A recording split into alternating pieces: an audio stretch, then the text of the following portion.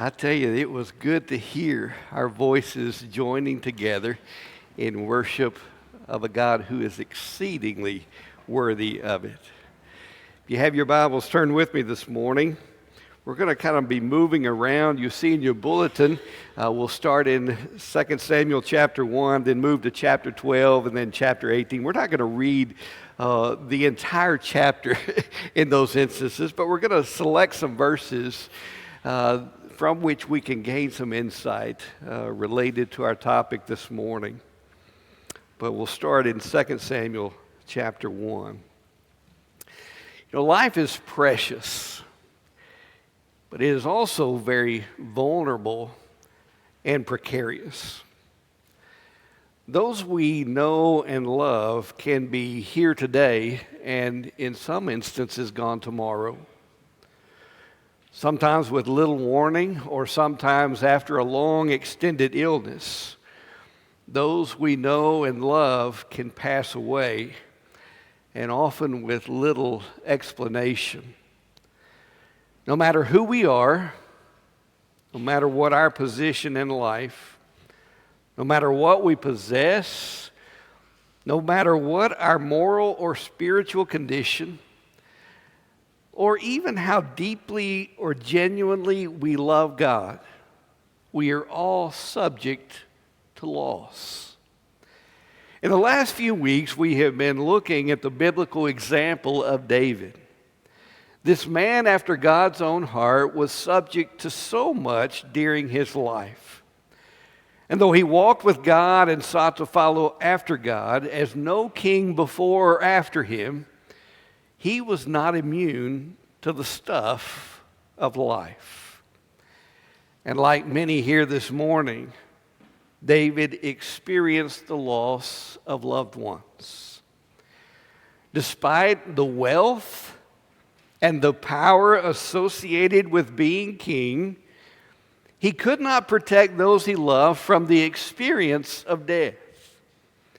And he could not protect himself from the pain and sorrow of loss.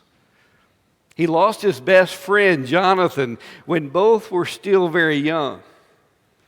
As a father, he lost at least 3 sons at various points in his life. And he lost countless friends and family members and fellow soldiers along the way. He knew more than anyone today that life is vulnerable and precarious. But despite his grief, David faced those difficult days with eyes of faith. And he experienced comfort in the midst of life's hardest losses. As we look this morning at several examples of loss in the life of David, we discover that comfort in life's losses necessitates the experience of grief. Before David became king, he received word of the death of Saul and Jonathan. Now remember, at one time, Saul had been almost like a father figure to David. And Jonathan had been David's truest and most loyal friend. When word came that Saul and Jonathan had been killed in battle, we see David's response in 2 Samuel chapter 1, verses 11 and 12. It says, "Then David took hold of his clothes and tore them. And so also did all the men who were with him. They mourned and wept and fasted until evening for Saul and his son Jonathan, and for the people of the Lord and the house of Israel, because they had fallen by the sword." Loss calls us to mourn. The shedding of tears is a universal expression of grief. It doesn't matter where we are, when we've lived, what culture we're from. Tears are common. And the other expressions mentioned here in this passage seem to be more cultural.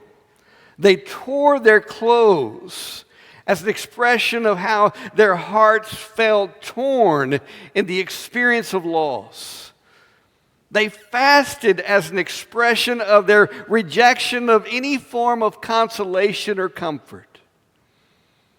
Now, expressions of grief may be a spontaneous reaction to the experience of loss, or they may be the result of a conscious decision to tear clothes or to go without food. But we all need expressions of grief. Eugene Peterson has written, "In order to live totally, we must face death totally." Pain isn't the worst thing. Being separated from the one you love isn't the worst thing. Death isn't the worst thing. The worst thing is failing to deal with reality and becoming disconnected from what is actual. The worst thing is trivializing the honorable, desecrating the sacred. So we mourn because life matters. And loss invites us to remember. Further down in chapter 1, verses 17 through 27, we're told, "Then David chanted with this lament over Saul and Jonathan, his son. And he told them to teach the sons of Judah the song of the bow. Behold, it is written in the book of Jashar. Your beauty, O Israel, is slain on your high places. How have the mighty fallen? Tell it not in Gath, proclaim it not in the streets of Ashkelon, or the daughters of the Philistines will rejoice. The daughters of the uncircumcised will exult. O mountains of Gilboa, let not dew or rain be on you, nor fields of offerings. For there the shield of the mighty was defiled, the shield of Saul not anointed with oil. From the blood of the slain, from the fat of the mighty, the bow of Jonathan did not turn back, and the sword of Saul did not return empty. Saul and Jonathan, beloved and pleasant in their life, and in their death they were not parted. They were swifter than eagles, they were stronger than lions. O daughters of Israel, weep over Saul, who clothed you luxuriously in scarlet, who put ornaments of gold on your apparel. How have the mighty fallen in the midst of the battle?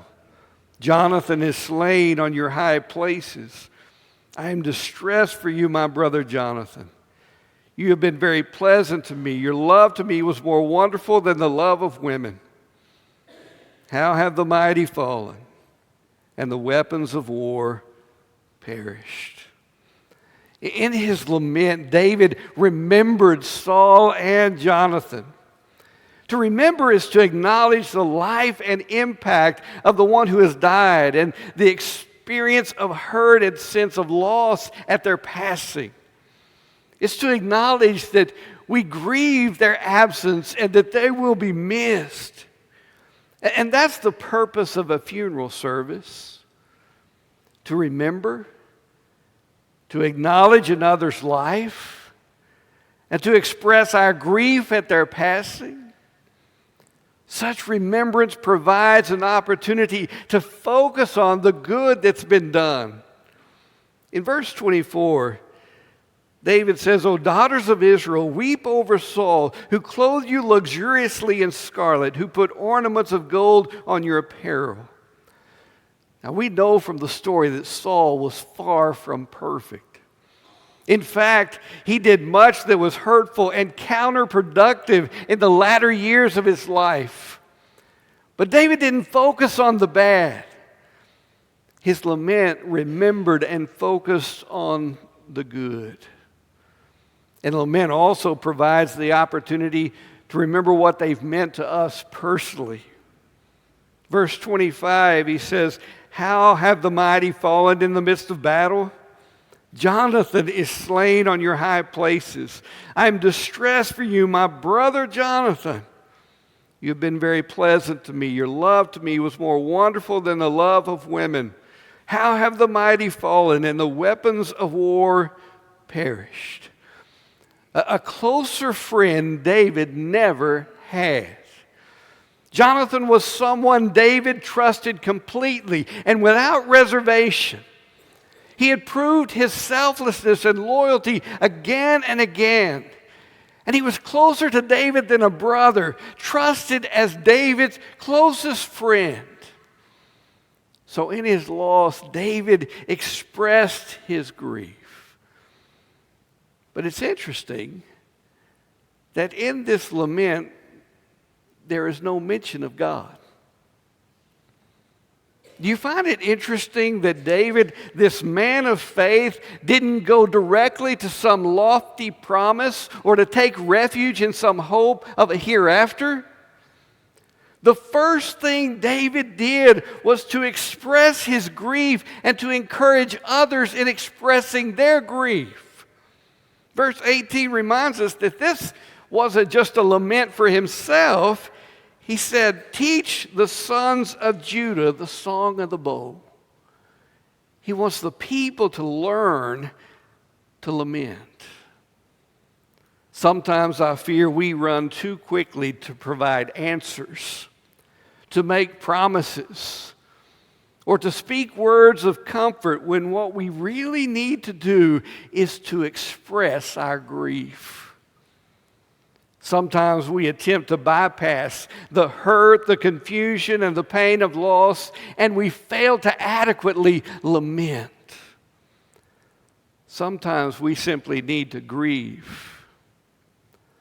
Sometimes we simply need to grieve with those who grieve, because expressing that grief is an outlet in itself, and it's okay to hurt. It's okay to lament. It's okay to sorrow. Often the first thing we need is not explanation. It's not promise. It's not even words of comfort. Often the first thing we need is to express our grief by mourning, by remembering and acknowledging our loss. And comfort in life's losses accepts the ambiguity of grief. Grief is disrupting. It is disorienting. It is a confusing experience. There is often a sense of numbness, an inability to describe or articulate how we feel. And it's compared in 2 Samuel chapter 12, looking at verses 18 through 23, where we're told, "Then it happened on the seventh day that the child died. And the servants of David were afraid to tell him that the child was dead, for they said, 'Behold, while the child was still alive, we spoke to him, and he did not listen to our voice. How then can we tell him that the child is dead, since he might do himself harm?' But when David saw that his servants were whispering together, David perceived that the child was dead. So David said to his servants, 'Is the child dead?'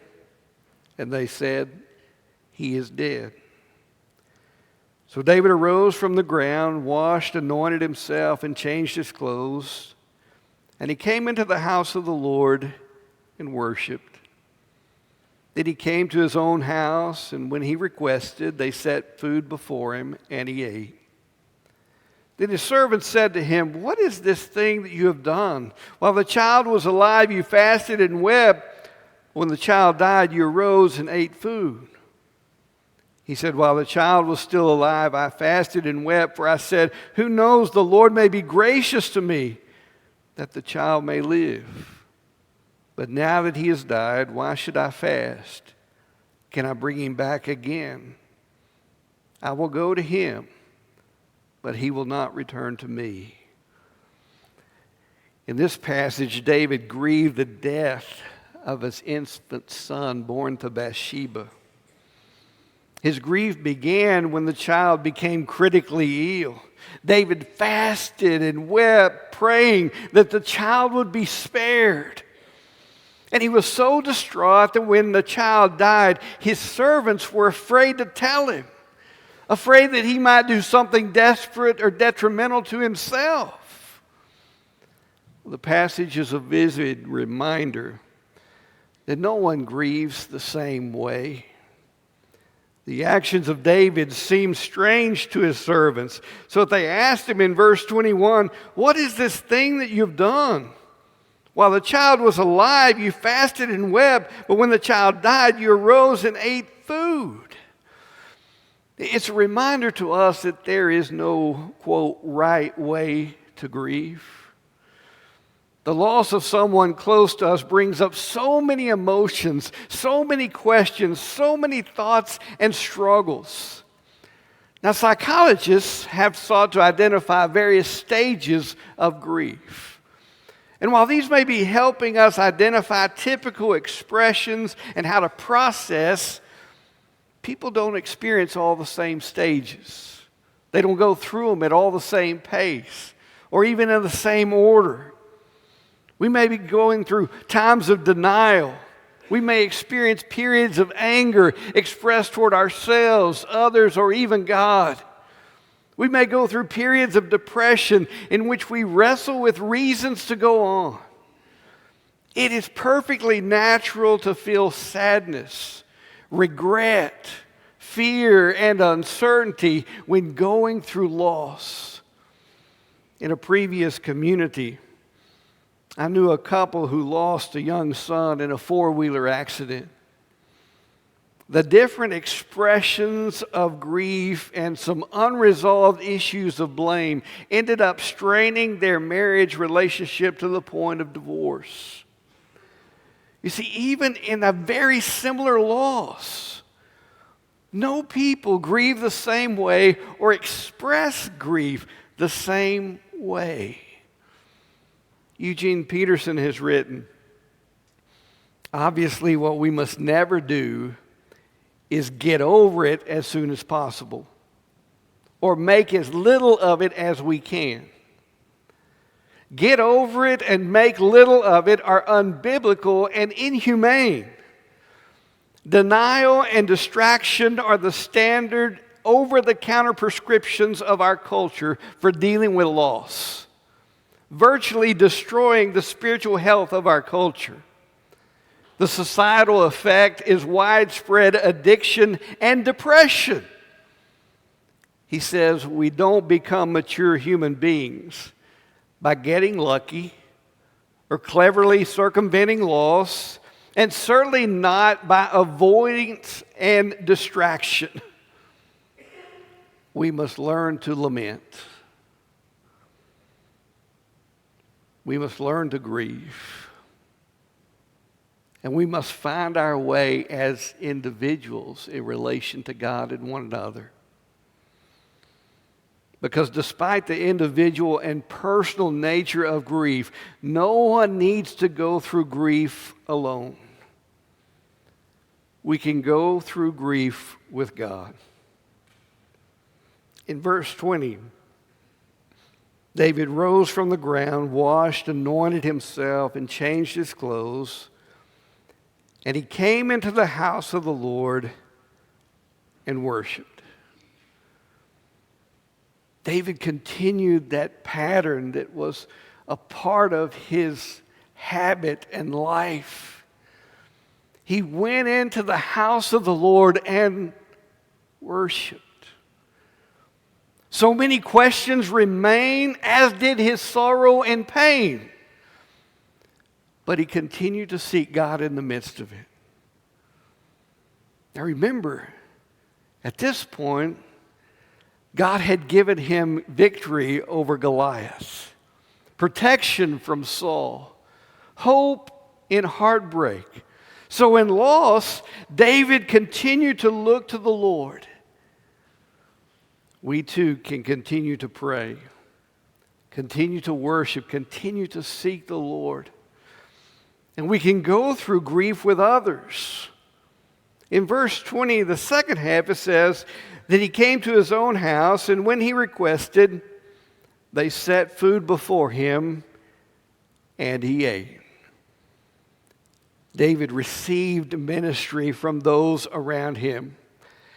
And the first recorded funeral casserole was delivered. They served him food, and he ate. How important is that? To have people who reach out to us and support us in times of loss and in times of need. Through food, through prayers, through cards, through calls. And then David also extended ministry. In verse 21 it says, "Then David comforted his wife Bathsheba." As David worked through his own grief, he became a source of comfort to Bathsheba in hers. And he shows us how to go through grief with hope. His words in verse 23 says, "Now he has died. Why should I fast? Can I bring him back again? I will go to him, but he will not return to me." David seemed to accept the finality of death. And that question, can I bring him back? But he also pointed to a glimmer of hope within it. Though he could not bring him back, he stated, "I will go to him."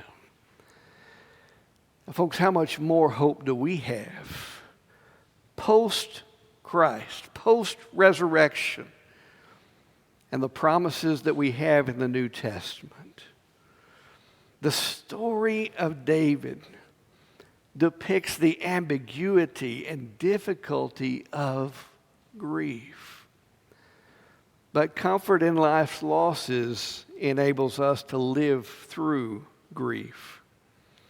In the following example this morning, David's son Absalom had led a rebellion that resulted in a devastating civil war in Israel. David's kingdom was divided, with David and his men on one side, Absalom and his group on the other. And David was forced to flee Jerusalem until a determining battle was fought. Following the devastation of that battle, David received word that Absalom had been killed. And in 2 Samuel chapter 18, verse 33, and following, we hear his response. "The king was deeply moved and went up to the chamber over the gate and wept. And thus he said as he walked, 'O my son Absalom, my son Absalom, would I had died instead of you. O Absalom, my son, my son.' Then it was told Joab, 'Behold, the king is weeping and mourns for Absalom.' The victory that day was turned to mourning for all the people, for the people heard it said that day, 'The king is grieved for his son.' So the people went by stealth into the city that day, as people who are humiliated steal away when they flee in battle. The king covered his face and cried out with a loud voice, 'O my son Absalom, O Absalom, my son, my son.'" Once again, David was plunged into the agony and despair of loss. And the animosity that he experienced from his son made this loss even more difficult.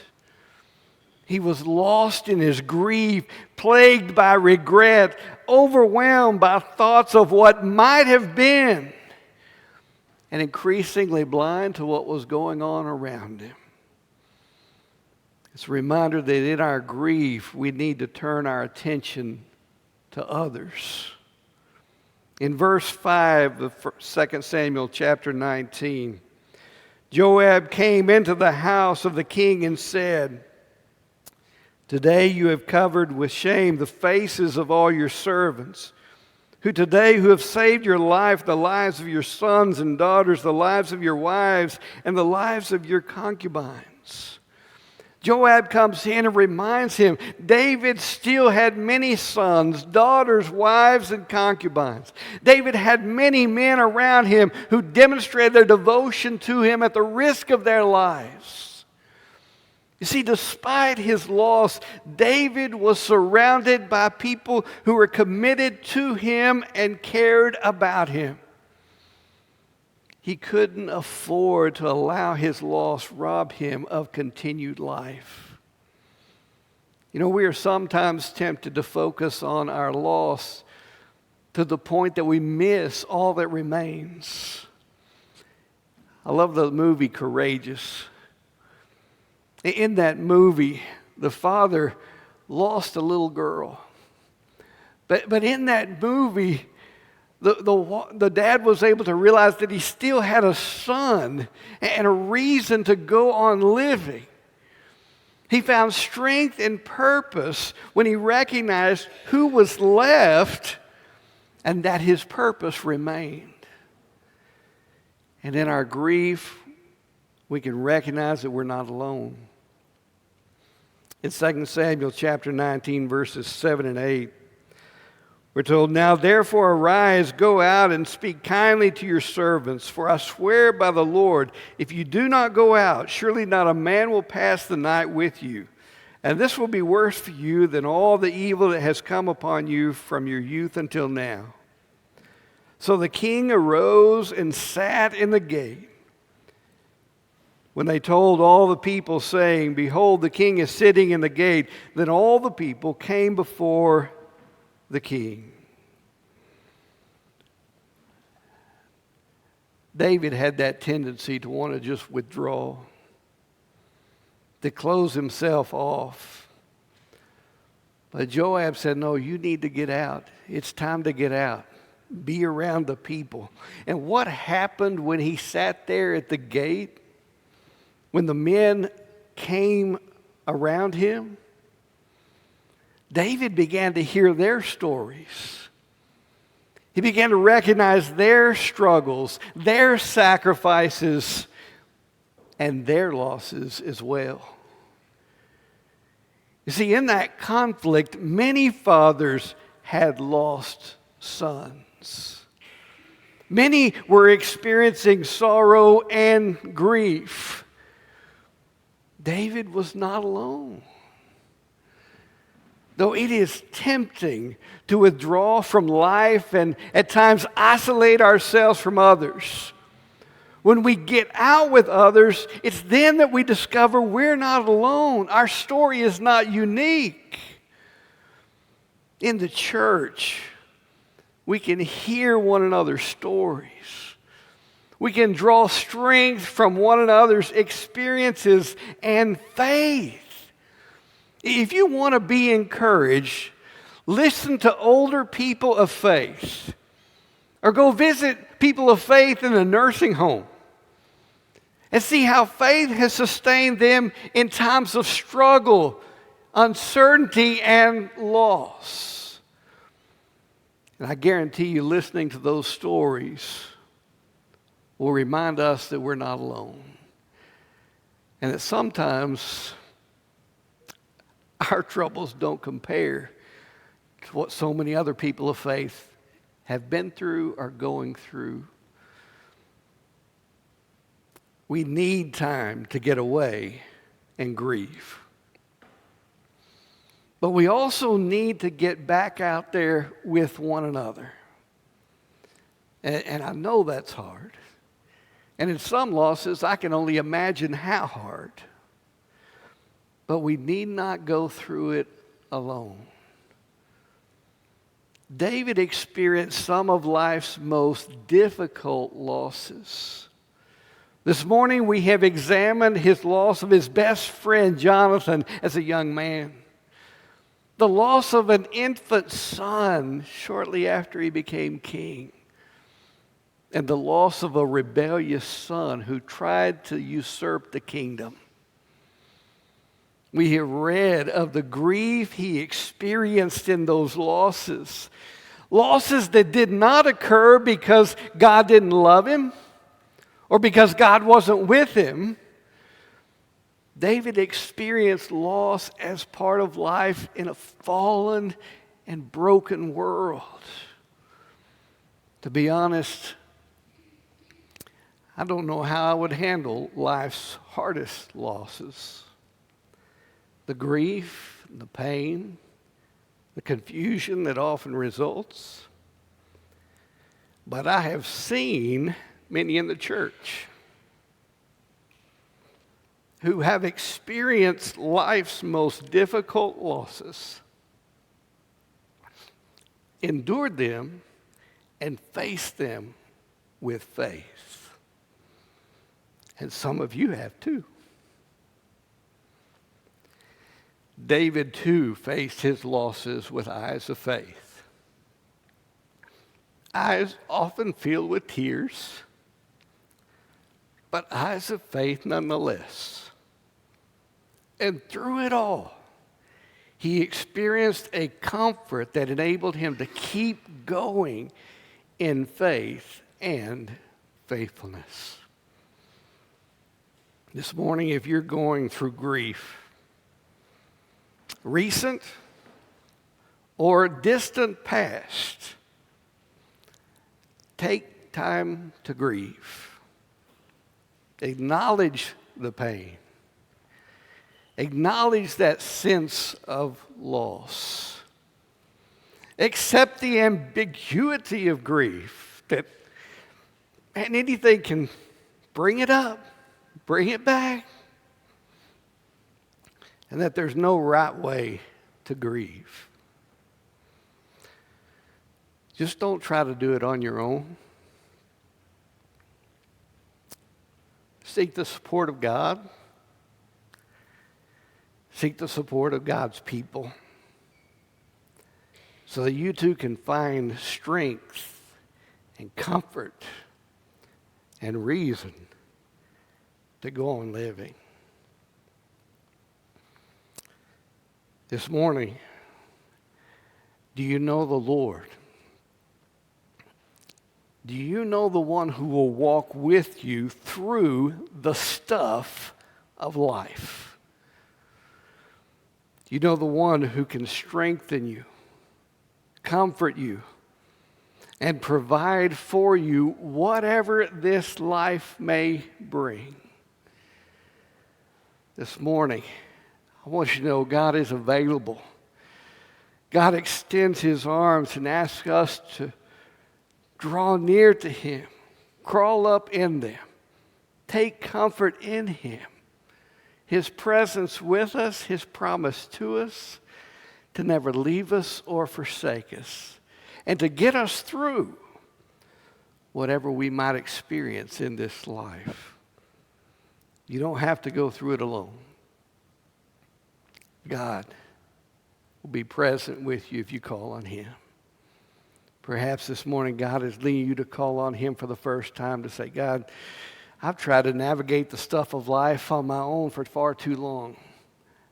And maybe this morning it's just time to say, I'm not that strong. I'm not that smart. I'm not that good. I need one who can do for me what I can't do for myself. That's the message of the gospel. And perhaps this morning God is drawing you to himself even now. Or perhaps you're here this morning and you just need to seek encouragement. You need to call out to others, say, I'm struggling, I need help. Maybe God is leading you to make a phone call and say, I just need somebody to talk to. Grab a resource, a book, and say, I need help in navigating this. I know others have been there. I don't have to do it by myself. Maybe God is moving you to call out to somebody that you know has been there. I tell you, one of the great things about church is the fellowship that we have and the groups that form among commonalities. And sometimes, unfortunately, that commonality is lost. But what a source of encouragement and strength to draw together, draw strength from each other, and to be reminded we're not alone. Perhaps this morning you need that kind of community and you're seeking a church home, a place to partner with other believers and to encourage each other in the stuff of life. Or perhaps this morning God is leading you to that kind of ministry, to walk alongside others in their times of grief, allowing them to express their struggle. Will you look for ways to minister? Will you take a casserole? Will you serve on the hospitality team? You know, I can't tell you how grateful I am for those who serve a lunch. And what a vital ministry that is to hurting families in their time of bereavement and loss, to just be able to gather together, not have to worry about a meal, but have plenty of room, plenty of space, and to be able to fellowship together as they remember and celebrate the life of a loved one. What a wonderful ministry. So grateful for all who are a part. But how can we minister to people in life's most difficult losses? However, God may be leading you to respond this morning, whether they're in your pew here at the front or to write me a little note of how you'd be willing to help and serve. However, God may be leading you. Sam's going to come and lead us in our hymn of invitation this morning. Would you stand together as we sing hymn number 307, Just As I Am?